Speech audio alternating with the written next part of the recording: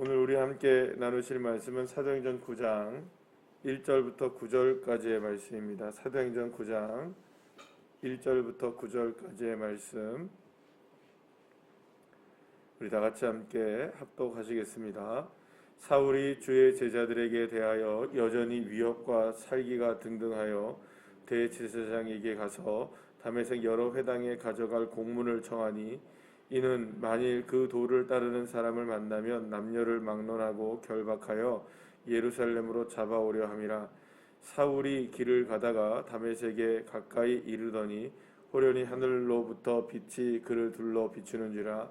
땅에 엎드려져 들음에 소리가 있어 이르시되 사울아 사울아 내가 어찌하여 나를 박해하느냐 하시거늘 대답하되 주여 누구시니까 이르시되 나는 내가 박해하는 예수라. 너는 일어나 시내로 들어가라. 내가 행할 것을 내게 이를 자가 있느니라 하시니 같이 가던 사람들은 소리만 듣고 아무도 보지 못하여 말을 못하고 서 있더라. 사울이 땅에서 일어나 눈을 떴으나 아무것도 보지 못하고 사람의 손에 끌려 다메섹으로 들어가서 사흘 동안 보지 못하고 먹지도 마시지도 아니하니라. 아멘. 할렐루야. 하나님께서 사람들을 다루시는 방법은 정말 하나님의 방법대로 하나님의 사람을 다루시고 또 하나님께서 하나님의 뜻대로 모든 일들을 진행하시는 것을 보게 됩니다. 그렇기 때문에 사실은 그 모든 일들이 이루어지는 과정들을 보게 되면 우리가 예측이 가능한 것도 사실은 있을 수 있겠지만 사실은 우리의 생각과 우리의 기대와 가치를 뛰어넘는 그런 일들을 하나님이 행하시는 것을 우리가 보게 됩니다. 결국에는 하나님이 일을 행하시는 수준은 우리의 수준이 아니라 하나님의 수준이라는 것을 우리가 분명히 기억해야 하는 것입니다. 그러니까 결국에는 무엇보다 우리가 이제 중요한 것은 하나님의 뜻은 하나님의 뜻대로 이루어지는 것이기 때문에 결국에는 하나님께서 우리의 삶 속에서 이루실 때 가장 원하시는 건 뭐냐 하면 인간의 방법을 내려놓게 하는 것입니다. 그러니까 인간의 방법이라고 하는 것이 여러 가지 측면에서 이야기가 될 수는 있겠지만 우리의 생각, 우리의 방법, 그것들을 포기하게 하시는 그런 길들이 믿음의 길, 신앙의 길이라고 말할 수가 있는 것입니다. 특별히 이제 오늘 본문을 통해서 우리가 본격적으로 만나게 되는 사람이 바로 이제 사울을 만나게 되는데 이미 스데반의 죽음의 장면에서부터 사울이 등장하긴 했습니다만 이제 초대교회의 새로운 역사가 이제부터 쓰여지게 되는 상황들을 보게 됩니다. 살기 등등한 사울의 모습이 예수님에게 꺾여지는 상황을 우리가 보게 되는데요. 이 일을 통하여서 하나님은 사마리아와 유대와 땅끝까지 이르러 증인이 되게 하시겠다고 하신 주님의 약속의 말씀을 하나하나 이루어 나가게 되는 것을 보게 됩니다. 특별히 이 사마리아에서 지금 어떤 역사가 일어나게 되었는지를 우리가 빌립을 통하여서 함께 나누게 되었고 심지어는 복음이 이제는 어디까지 전해지게 됩니까? 에티오피아까지 전해지게 되는 그런 일들을 우리가 만나게 됩니다. 그래서 이미 이제 땅끝까지 이르러 복음을 전하게 되는 상황이 시작이 되었는데 그러면 이제 땅끝을 가려면 어떤 방법을 써야 되느냐? 이제 이것이 이제 우리의 문제겠죠. 그러면 일단은 예루살렘에서 함께 신앙 공동체를 이루고 있었던 사도들을 통하여서나 혹은 이제 예수 그리스도를 믿게 되어 세례를 받고 회심하게 되고 성령을 받은 사람들을 통해서 이제 땅끝까지 이르러 복음을 증거를 해야 되는 상황인데 하나님께서는 전혀 다른 방법으로 이 일을 시작하게 되었다는 것입니다.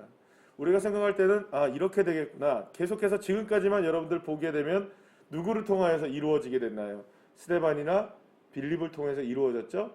그 다음에 또 거기에 베드로와 요한과 같은 사도들이 가서 성령의 세례를 베풀므로 지금까지 우리가 방법을 보자면 사람들로만 보자면 누구를 통해서 이루어졌습니까? 예수를 잘 믿는 사람들을 통해서 이루어졌단 말이에요. 물론 스데반이 순교를 당한 것이 한 가지의 전혀 예측하지 못했었던 일이기는 하지만 그래도 누구를 통해서 일어나기 시작했었습니까? 지금까지 예수님과 함께했던 사람들, 그리고 예수님을 잘 믿었던 사람들을 통해서 이 일들이 일어나게 된 것을 보게 됩니다. 그런데 주님께서 한 가지의 말하자면 우리가 생각할 때의 공식을 깨트려 버린 거죠. 누구를 통해서 이루어지게 하십니까? 예수 그리스도를 믿는 사람들을 핍박하는 사람들을 통하여 이제는 복음의 역사가 새롭게 전개되고 있는 것을 보게 됩니다. 물론 그 시작을 우리가 볼 때는 스데반의 순교라고 볼 수가 있겠지만, 그러니까 교회가 박해를 당함으로 인하여서 교회가 깨지는 상황, 그러니까 교회가 어떻게 보면 굉장히 어려움을 당하고 있는 그런 상황을 통하여 하나님은 오히려 하나님의 나라를 확장시켜 나가게 되는 그런 일들을 보게 되는 걸 보게 됩니다. 결국에는 사람을 사용하셔도 하나님은 하나님의 방식대로 사용하시고, 또 어떤 상황을 사용하셔도 하나님은 하나님의 방식대로 상황을 사용하신다는 것을 보게 됩니다. 사랑하는 여러분, 결국에는 저와 여러분도 마찬가지 아니겠습니까? 저와 여러분을 사용하시는 것도 하나님의 방식대로 사용하시는 줄로 믿으시길 바랍니다. 그러니까 우리의 상황도 마찬가지입니다. 우리의 상황이 비록 여러 가지로 어려운 점들이 있고, 또 우리가 해결해 나가야 될 많은 일들이 우리에게 펼쳐진다 할지라도, 그런 상황 속에서 우리가 예측 가능한 일들을 하나님께서 이루실 때도 있겠지만, 더 많은 경우는 우리가 예측을 할 수 없어도 우리가 하나님의 역사는 반드시 일어날 수 있다는 것, 얼마든지 하나님께서는 가능하시다는 것. 그러니까 우리가 생각할 때는 안 돼, 이렇게 생각하는 때라도 주님은 돼 라고 말씀하실 수 있다는 것. 우리가 된다 라고 생각해도 주님은 안 돼 라고 또한 말씀하실 수 있다는 것이죠. 결국에는 우리의 수준이, 여러분, 우리의 수준에서 머물러 있다면 결국에는 우리가 하는 일밖에 할 수 없는 겁니다. 저와 여러분이 성령님이 인도하시는 수준의 믿음이 되시기를 간절히 소망합니다. 하나님이 하시는 일들, 하나님이 역사하시는 방법들, 그것을 우리가 바라보셔야 되는 겁니다. 자, 그러면 하나님의 역사하시는 수준과 방법이 어떻게 하시느냐? 이게 이제 오늘 사도 바울이 이제 회심되는 과정을 통하여서 이제 보여지게 되는데요. 사울이 이제 그 복음이 이제 선포가 많이 되니까 예수를 믿는 사람들을 잡아다가 예루살렘으로 끌어오는 이제 그 일을 자기 자신이 자진하여 감당하겠다고 나서서 예수 믿는 사람들을 잡아들이는 작업들을 하기 위해서 공회에서 이제 증명서를 받아서 이제 다메섹으로 가는 과정이었습니다. 그러니까 지금 이게 사울은 이제 살기등등하여서 예수 믿는 사람들에게는 정말 어떤 사람입니까? 저승사자와 같은 존재였단 말이에요. 자, 그런데 이 사람을 주님이 만나십니다. 다메섹으로 가는 길 가운데 예수께서 직접 빛으로 역사하시고 말씀으로 역사해 주셔서 그를 만나게 되시죠. 그런데 그 만남을 통하여서 오늘 이제 본문에서 나오게 되는 상황을 하나를 보게 되면 어떻게 변화가 됩니까? 일단은 그 사울이 눈이 어떻게 됩니까?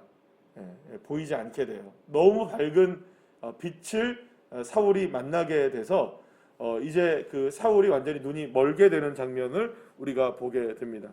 자, 그러면 여러분 여기서 한 가지 우리가 생각해 봐야 할 것이 있습니다. 사울이 다메섹으로 가는 과정 속에서는요, 이 사울이 변화가 되는 과정 속에서 우리가 보게 된다면 사울은 살기등등했다고 얘기하잖아요. 그러면 이 살기등등했다는 것은 결국엔 자기가 할 수 있는 최선의 모습을 하고 있는 겁니다. 그러니까 우리의 측면이 아니라 사울의 측면으로 보는 겁니다. 예수 믿는 사람들의 측면이 아니라 사울의 측면에서 본다면, 인간의 측면에서 본다면 자기가 할 수 있는 최고를 다하고 있는 거예요. 살기등등하게 누구를 다 잡아들이려고 하는 겁니까? 예수 믿는 사람들을 자기의 능력으로, 자기의 최고로, 자기의 최선을 다하여서 하고 있는 거예요. 그러니까 자기의 최선을 다하고 있는 모습을 보이고 있는 거예요. 인간이 할 수 있는 최고의 능력을 자기는 다 보여주고 있는 거예요. 그도 그럴 것이, 여러분들, 바울이 나중에 고백을 하죠. 자기 자신은 어떤 사람이었다고 얘기합니까? 최고의 가문에, 그 다음에 로마의 시민권자에, 그 다음에 배울 만큼 정말 열심히 가말리알의 문화에서 열심으로 배운 사람이었다. 그 다음에 자기는 유대인 중에 유대인이었다. 난지 8일 만에 자기가 분명하게 할례를 받았고, 그러니까 율법에 대해서, 그리고 자기의 어떤 혈통에 대해서, 그 다음에 시민권까지 완벽한 모든 그 삼박자를 다 갖고 있었던 사람의 그 다음에 자기의 열심도 충만했던 사람이었어요. 그러니까 어떻게 보면은 이 사울은 유대교의 미래와 같은 사람이었다라고 볼 수가 있는 것이죠. 정통 유대교의 미래와 같은 사람. 그 사람이 자기의 최선을 다하는 겁니다. 자, 그러면 우리가 생각할 수 있습니다.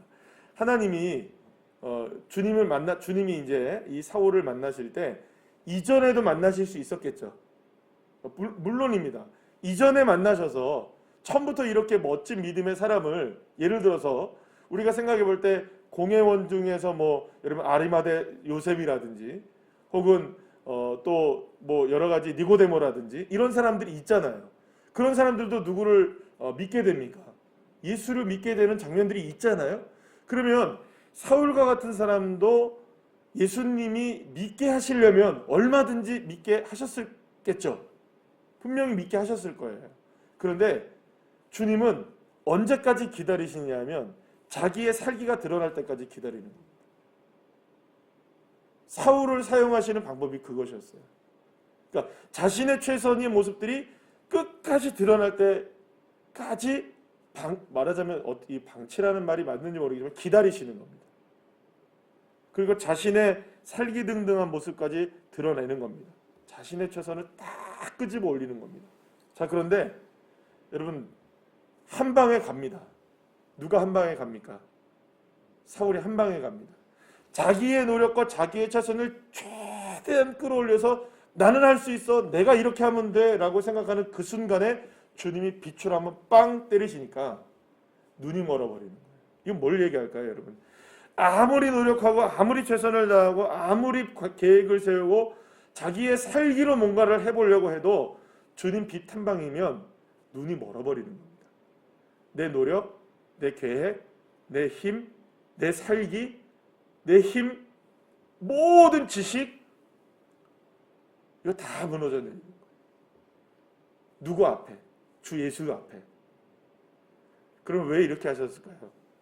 사울이란 사람을 사용하실 때에는 하나님은 처음부터 그냥 예수를 잘 믿게도 만드실 수 있지만 중요한 것은 이 장면을 통해서 우리가 깨닫게 되는 한 가지는 하나님은 하나님의 방법으로 사람을 다루어 가신다는 겁니다. 상황들을 다루어 가신다는 겁니다. 우리의 기가 꺾이지 않는 한, 우리의 생각이 꺾이지 않는 한, 여전히 우리는 계속하여 사역을 감당할 수도 있고 사명을 감당할 수도 있고 또 우리가 기도도 할 수 있고 또 우리가 하나님 앞에 뭐 여러 가지로 열심을 다할 수 있지만 때로는 그게 여러분 우리는 느끼지 못합니다. 사울도 느끼지 못했을 거예요. 때로는 그것이 우리의 살기로 인하여 일어나는 일들도 있을 수 있다는 거죠. 이 여기 살기라는 말이 좀 이렇게 과격한 표현인 것 같지만 쉽습니다. 내 힘입니다. 내 힘으로 하려고 할 때 있다는 거죠. 하나님은 그건 꺾으십니다. 반드시 꺾으십니다. 내 힘으로 하려는 것, 내 뜻대로 하려는 것, 그 어떤 것이라도 내 계획을 세우는 그 모든 것들은 다 꺾여질 수밖에 없다는 것이죠. 사랑하는 여러분, 사울이 변화되면서 주님은 뭐라고 얘기하냐면 네가 나를 핍박하는 나, 이렇게 주님이 말씀하십니다. 분명히 핍박한 건 맞았죠. 그 살기로 인하여. 때로는 그렇게 보면 물론 우리가 주님을 어떻게 우리가 핍박을 하겠습니까? 우리가 때로는 주님의 뜻에 반하여 주님의 마음에 어긋나게 주님의 길과는 정반대로 우리의 힘을 드러내고 우리를 자랑하며 우리를 보이며 끝까지 내 힘으로 무엇인가를 이렇게 하면 되겠지, 저렇게 하면 되겠지, 이렇게 하면 이것이 가능할 거야, 저것이 가능할 거야 라고 하는 우리의 살기가 때로는 주님의 길을 막아서는 모습이 될 수도 있다는 것을 우리는 명심을 더 해야 하는 것입니다. 사랑하는 여러분, 주님이 우리에게 빛으로 다가오셔서 우리의 눈을 멀게 하신다면 여러분들 어떻게 하시겠습니까? 지금 사울은 그 자리에서 꼬꾸라져서 먹지도 못하고 마시지도 못하고 보지도 못하는 며칠의 기간을 지나게 됩니다. 주님께서 어쩌면 이 일을 통하여서 이렇게 생각할 수 있습니다. 지금 사흘 동안 먹지 못하고 아무것도 보지도 못하고 마시지도 못하는 상황이라면 사흘 동안입니다. 3일 동안. 마치 지금 예수님이 누구를 끌고 들어가신 것 같습니까? 사울을.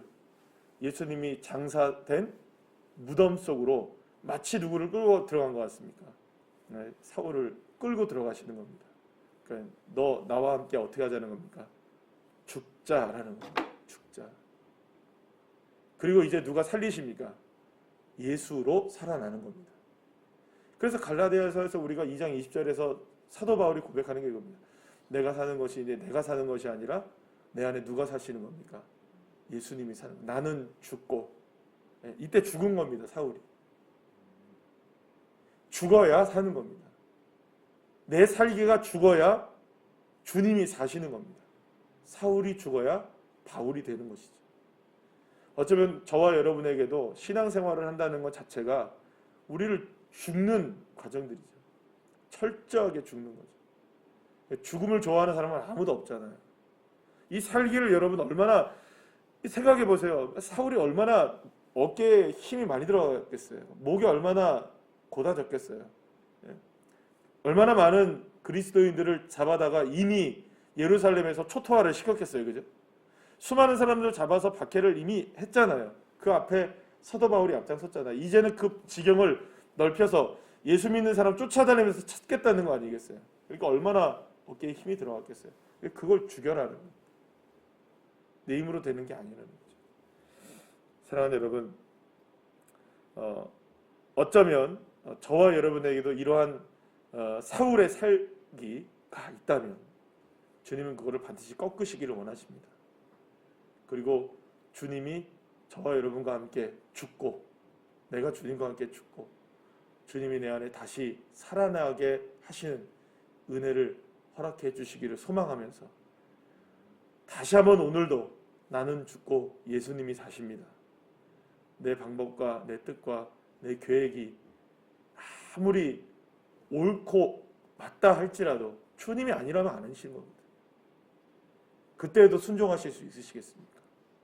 그때에도 네, 나는 죽었습니다 라고 말할 수 있어요. 어떻게 주님 그러실 수 있어요? 우리가 그럴 수 있는 상황 속에서도 그럴 수 있으신 분이시라는 것을 우리가 고백할 수 있는가?